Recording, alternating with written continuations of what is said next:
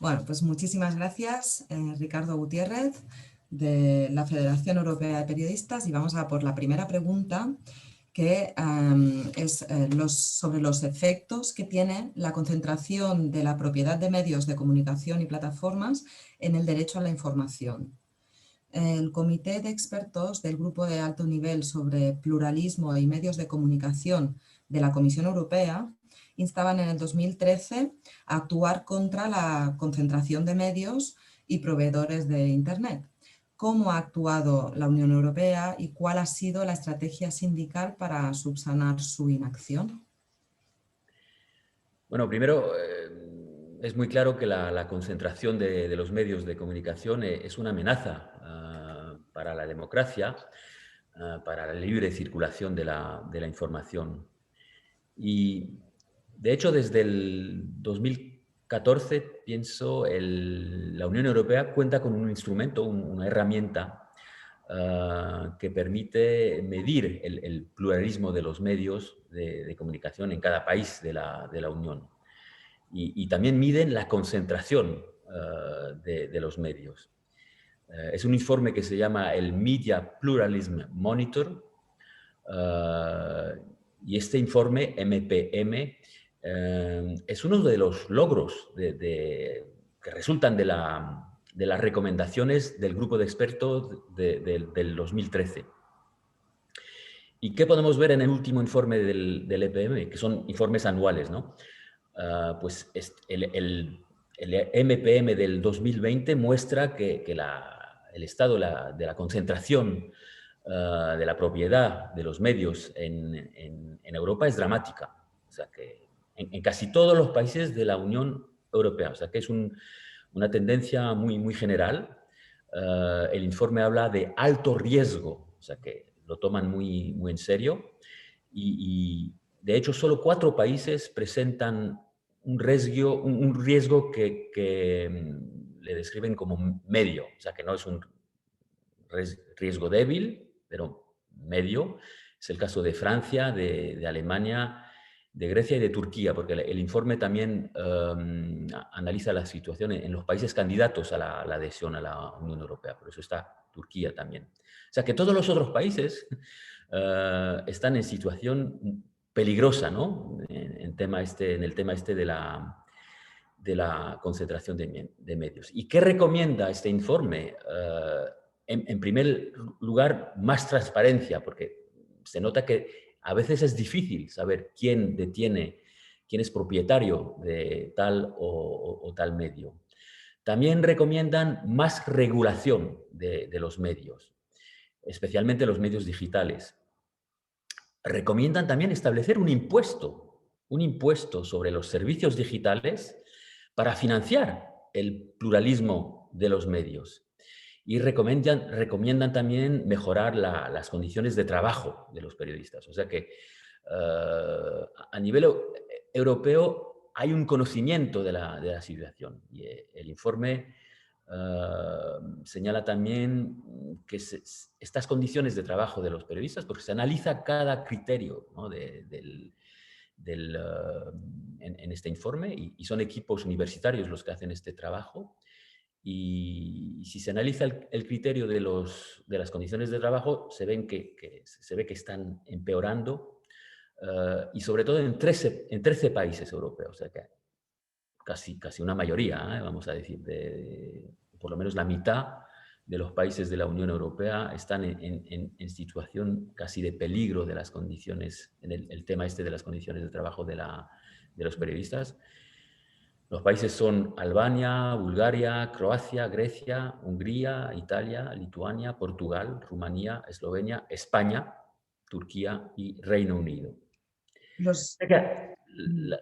La Unión Europea hace su trabajo, ¿no? De señalar quiénes son los malos alumnos, vamos a decir. ¿Y qué están haciendo estos estados para mejorar la situación?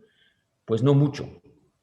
La Federación Europea de Periodistas y los sindicatos de periodistas pues tienen que utilizar estos datos, estas recomendaciones de la Unión Europea como base para presionar a los Estados miembros de la Unión Europea, para que adopten legislaciones o proyectos o lo que sea que protejan aún más el pluralismo de los medios de comunicación y las condiciones de trabajo también de los periodistas, ¿eh? Pero hay que entender, esto es muy importante, que estos asuntos se tratan principalmente a nivel nacional. O sea que la Unión Europea solo puede actuar como incentivo, como un estímulo. Pero las medidas a tomar, las medidas que tienen que tomar los gobernantes, se tienen que hacer a nivel nacional. Solo una pregunta en relación a estas recomendaciones, estos informes, ¿ponen en relación con el derecho a la información? Es decir, la pregunta de los efectos que tiene esta concentración sobre el derecho a la información. Por eso lo analizan, es una aplicación directa del hecho de que la Unión Europea defiende en sus principios, ¿no?, el acceso a la libre información. O sea que estos informes anuales son una consecuencia directa del grupo de expertos. O sea que es algo que no existía antes. El primer informe es del 2014, pero lo publicaron en 2015 y es una consecuencia directa del informe inicial del grupo de expertos. O sea que sí, no sé si era una recomendación clara del informe inicial, pero sé que se ha puesto, y esto supone que la Unión Europea financia a equipos universitarios en los 27 países, más los 6 o 7 candidatos a la admisión, para estudiar el nivel de pluralismo y estudiar también uno de los criterios importantes del pluralismo de los medios, también es las condiciones de trabajo de los periodistas. La capacidad, por ejemplo, de adherir o no a sindicatos de periodistas forma parte de los criterios. O sea que no son los únicos criterios, claro. Creo que el instrumento, la herramienta general tiene 42 criterios diferentes.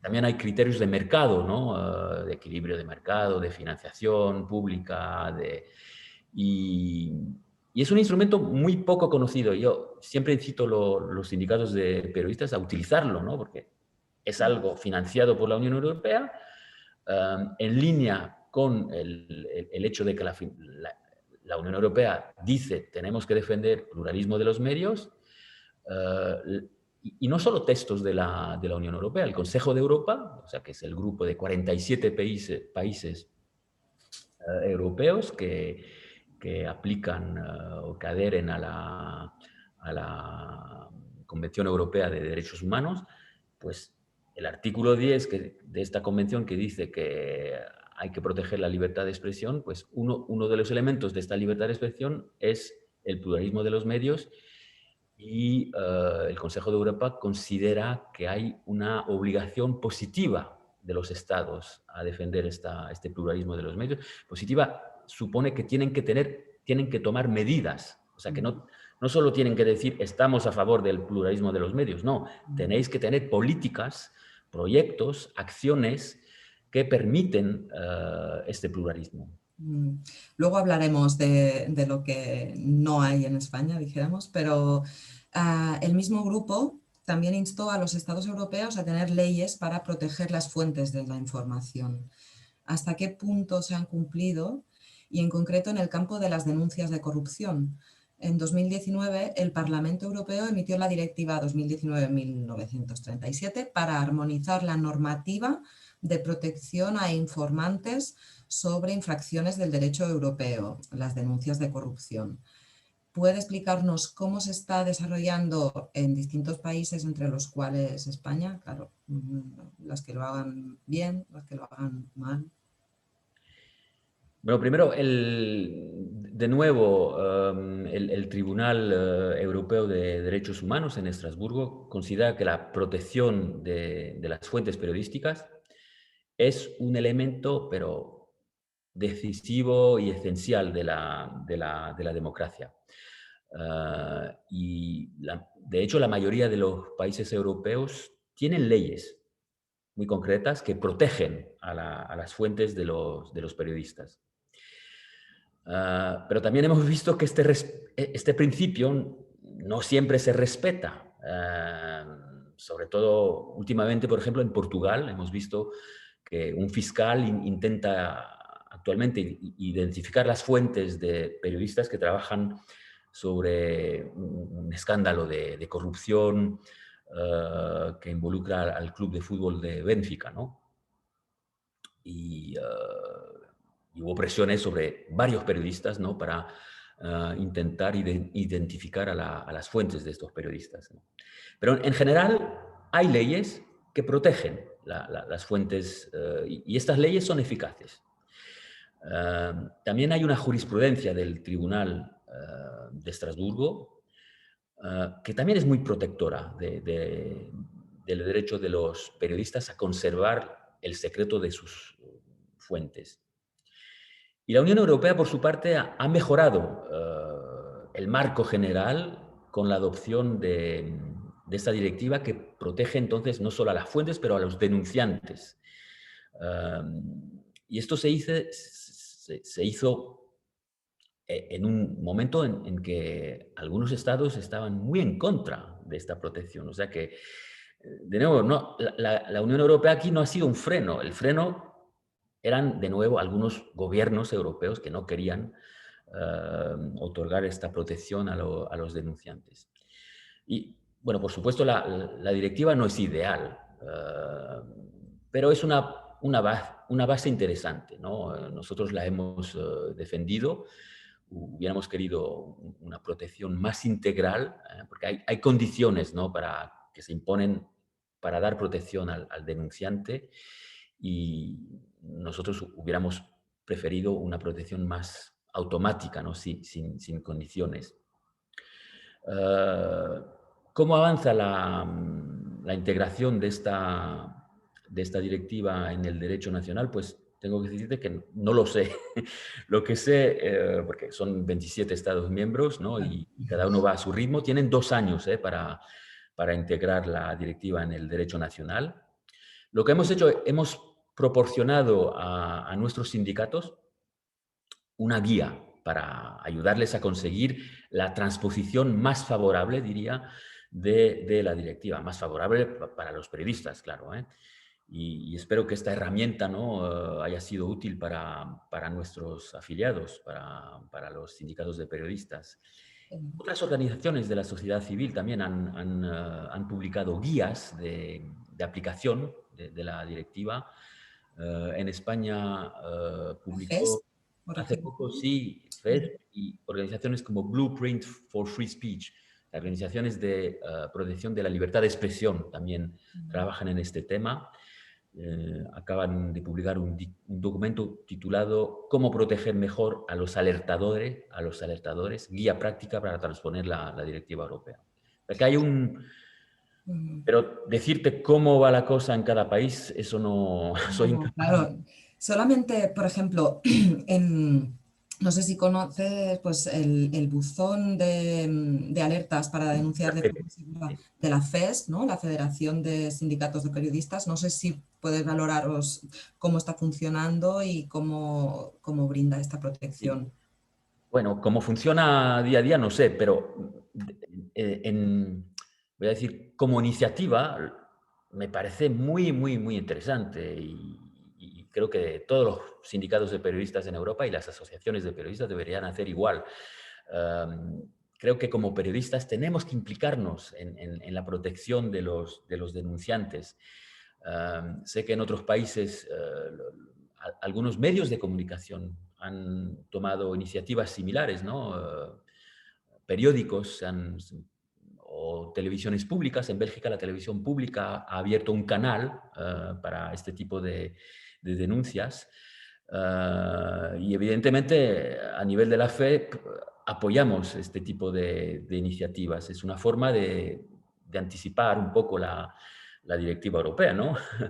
Eh, Como decía, no sé cómo funcionan en detalle estas plataformas, pero lo que puedo decir es que apoyamos cualquier iniciativa que proteja a los que sacan a la luz los escándalos financieros, políticos y los que trabajan como nosotros, periodistas, por el interés público. ¿Qué opinas de la situación? Ahora vamos un poco a lo que estabas comentando antes, de la situación de desregulación de los medios en el Estado español en comparación con otros países. ¿Qué supone para el derecho a la información en Europa que un país como España no tenga ninguna regulación que establezca los derechos y deberes de los periodistas para garantizar este derecho a la ciudadanía?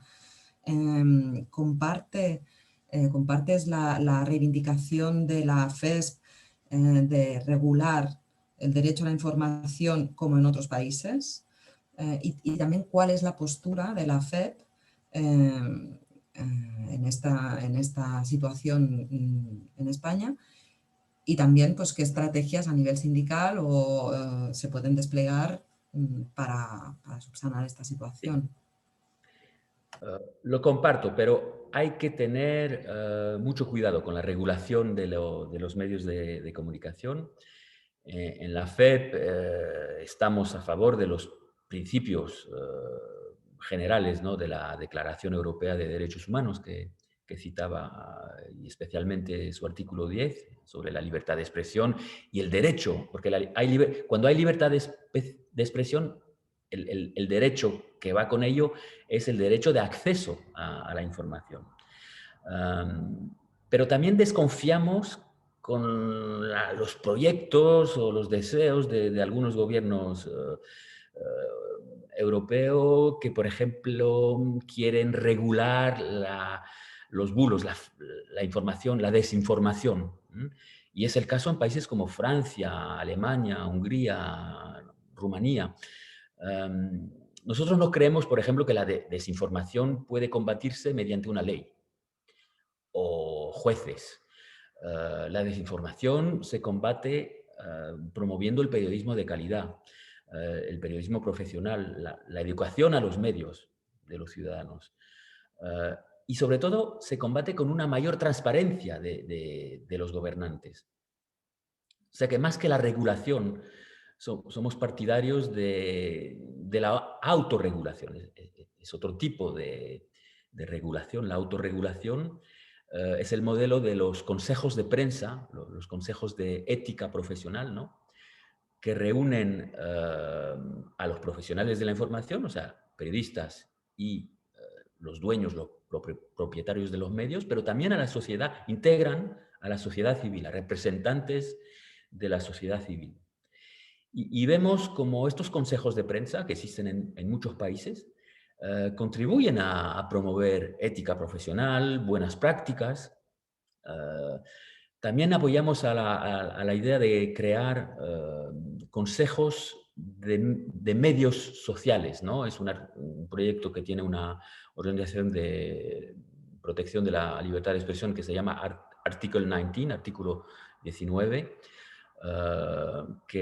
y se trata de regular, una cierta regulación, pero en el marco de procesos transparentes y con la participación, es muy importante, de la sociedad civil. ¿Por qué? Porque consideramos nosotros en la FEP, pero en la mayoría de los sindicatos de periodistas también, que la información no pertenece ni a los medios ni a los periodistas, o sea, pertenece a la ciudadanía, a la sociedad civil, Claro, y es claro. muy importante integrar la sociedad civil en todo proceso de regulación.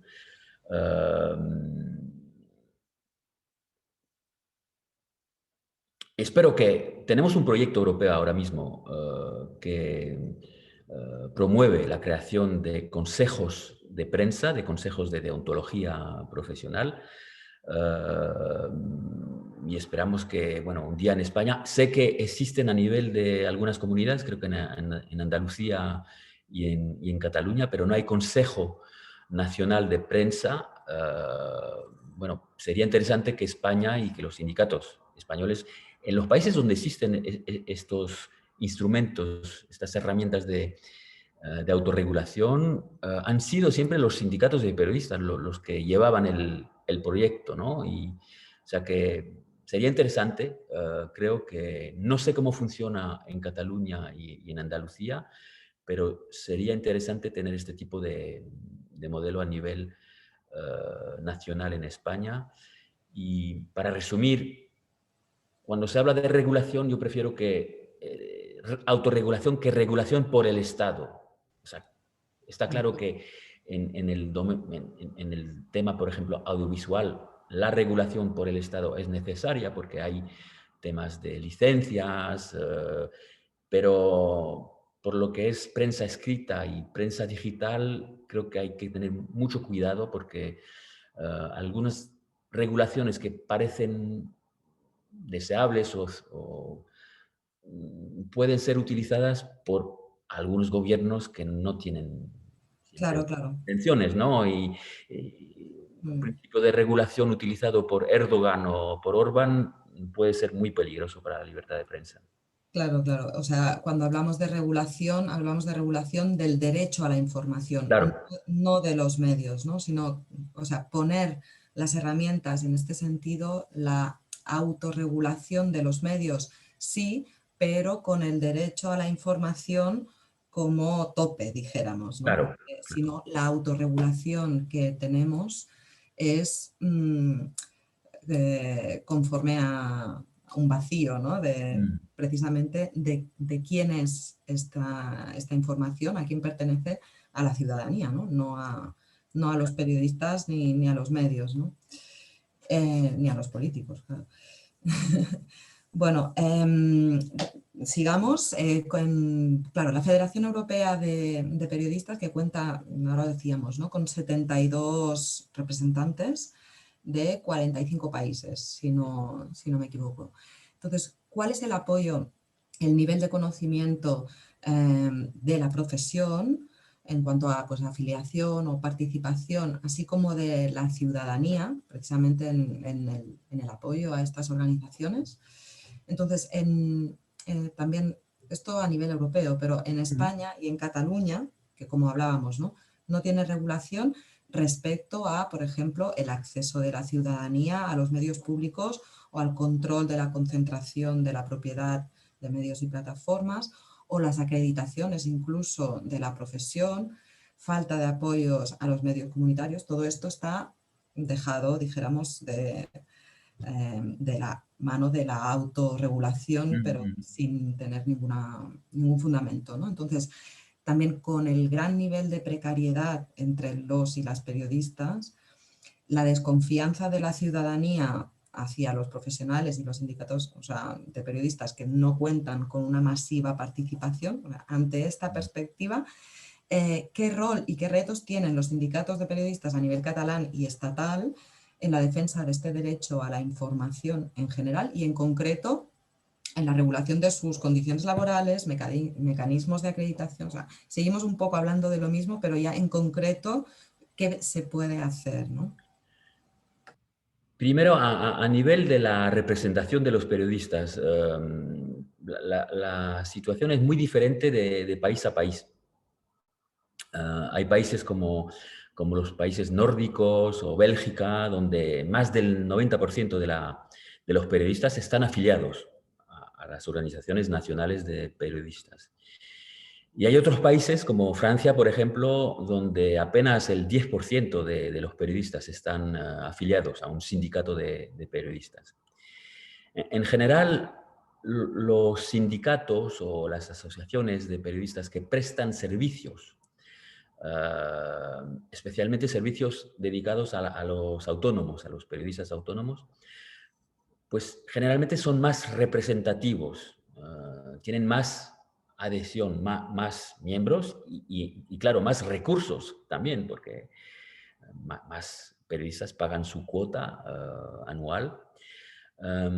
También tenéis que saber que la mitad de los afiliados de la Federación Europea de Periodistas, que es una federación sindical, la mitad son asociaciones, o sea que no tienen todas nuestras organizaciones no tienen un rol, un papel sindical. La otra mitad son sindicatos clásicos, o sea, que con capacidad de firmar convenciones colectivas y de negociar lo que sea, con los dueños de los medios. Y esto no es específico a nuestro sector, ¿eh? Hay otros sectores porque, por ejemplo, dentro de la Confederación Europea de Sindicatos hay otras federaciones de sectores, como la Federación de Servicios, UNI, que también cuentan con un gran número de asociaciones entre sus afiliados, ¿eh? O sea que es una diversidad que existe también en otras federaciones sindicales. En cuanto a la percepción del público, pues bueno, desagradablemente es la misma en toda Europa. O sea que hay una desconfianza clara del público. ¿Por qué? Porque los periodistas se les asocia ahora al establishment, ¿no? al poder, al gobierno. Y creo que la precariedad de la profesión hace mucho. O sea, hace que muchos periodistas no pueden desempeñar el papel que tendrían, el papel de contrapeso, que tendría que ser el papel clásico de un periodista y normal. Y de ahí la importancia de proteger las condiciones de trabajo de los periodistas. Pero también creo que algunos periodistas tendrían que cambiar de actitud, ¿no? Ser menos arrogantes. Tenemos que demostrar día a día, diría, que estamos al servicio de los ciudadanos, de la ciudadanía. Y el reto para estas organizaciones de periodistas, pues, es reclutar más y más, en particular a los jóvenes periodistas, a los nuevos periodistas de los medios de comunicación digital, por ejemplo, pero también a nuevos trabajadores de los medios, ¿no? Hay nuevas formas de hacer periodismo, ¿no? Y tenemos que, como organizaciones representativas, estar muy abiertas, ¿no? A la capacidad de incluir, es muy importante. Actualmente estamos organizando con el Instituto Sindical Europeo, que depende de la CES, de la Confederación Europea de Sindicatos, un curso para personal, ¿no? de los sindicatos de periodistas para mejorar la estrategia de reclutamiento en el contexto particular del COVID. O sea que nos hemos aprovechado de un contexto difícil para ver cómo podemos hacer, cómo podemos cambiar nuestras estrategias de reclutamiento. Y lamentablemente son pocos los miembros de los sindicatos españoles en particular que participan. Tenemos, creo, dos colegas de comisiones que están inscritos. Pero bueno, es una forma de cómo resistir, ¿no? Cómo organizarnos frente a lo que estamos viviendo. Y pienso que la idea para las organizaciones representativas de los periodistas de desarrollar una estrategia, ¿no? de contratación, de recluta, sí, porque lo importante no es ser muchos, ¿no? Lo importante es tener fuerza, y para tener fuerza, pues cuanto más somos, más representatividad y más nos escuchan los que toman decisiones, ¿no?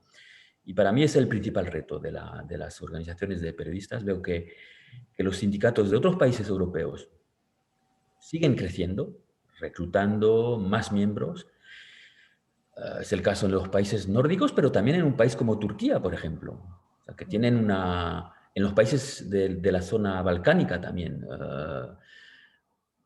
Están en un sindicalismo más de combate también, a lo mejor, que tenemos que demostrar que estamos, bueno, trabajando para nuestros afiliados, ¿no? Y combatiendo para sus intereses y el interés de la ciudadanía. Creo que es la única forma, ¿no? Gracias.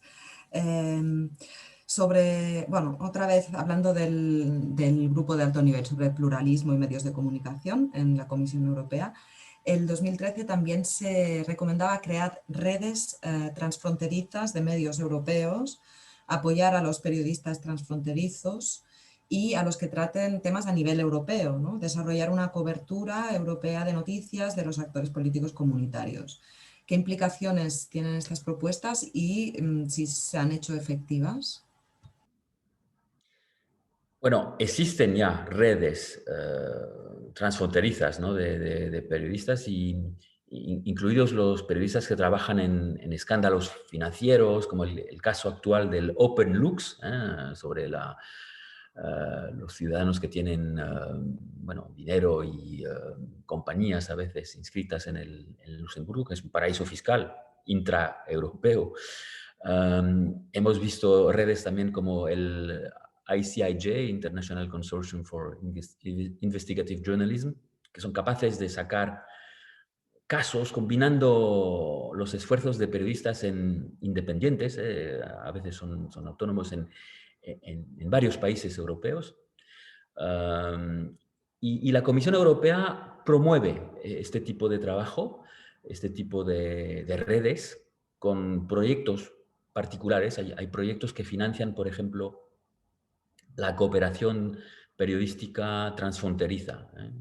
Y bueno, esto es una señal positiva y lo interesante es que cuando la capacidad de los medios a hacer este tipo de investigaciones es más difícil, ¿no? Porque no tienen recursos, hay una crisis del sector económico. Las autoridades públicas a nivel europeo por lo menos, pero existe también a nivel nacional en algunos países, pues compensa. Y me parece bien porque el trabajo que hacen ahí los periodistas, de nuevo, es interés público, ¿no? O sea, que me parece normal que dinero público vaya a este tipo de proyectos. Tenéis que saber también que en algunos países como Bélgica, Países Bajos, hay fondos públicos dedicados al periodismo de investigación. O sea que cada periodista puede mandar un proyecto y hay son periodistas independientes, totalmente independientes, claro, del gobierno, que deciden qué proyectos se van a financiar, ¿no? Pero esto me parece muy interesante. O sea que no tenemos que tener, a veces en algunos países se teme un poco la financiación pública, porque, bueno, esto supone que los gobiernos no. Depende cómo se organiza esta financiación pública. Se puede organizar de modo muy transparente y muy objetivo, muy independiente de los gobiernos. Y es el caso. Y creo que es un modelo que tenemos que promover a nivel europeo.